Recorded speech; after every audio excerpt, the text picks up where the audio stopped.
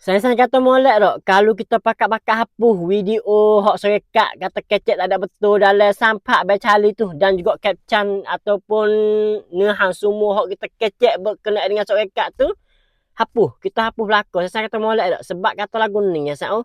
Sebab kata lo sekarang ni lo ni abai cali sudah hapus dah. Rengrah sudah hapus dah berkenaan dengan kak ni ya sao. Abai cali hapus belakang dah dua EP ya EP mana tu EP gitulung. Yang keduanya EP panggil EP betul hati lah sana. EP bisik tu lah sana. Abai cali sudah hapus belakang dah berkenaan dengan sok kak ni ya sana. Jadi kita nak mari apa tanya saya lah. Cuba kita fikir atau molek kalau kita hapus juga.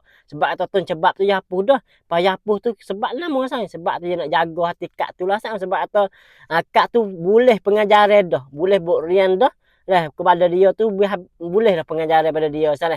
Lain kali tu kalau nak buat apa ni nak buat orang lain lagi sana pengabis saya nak buat orang lain tu kita wasak orang lain lagi tu tak ada warna kan nak bahan nak buat ni kita rasa cukup dah padai dah boleh pengajaran berkenaan dengan seorang kak ni kita pun ada puh jugalah berkenaan dengan kak ni bagi pengajaran macam tu lah sang puh ke puh video dah kita puh kokuam kita pun look dah kokuam hak tu sana kalau kita bakat-bakat hapus berkenaan dengan kak ni saya kata molek dak kita pun rasa molek sang cuba fikir tengok dah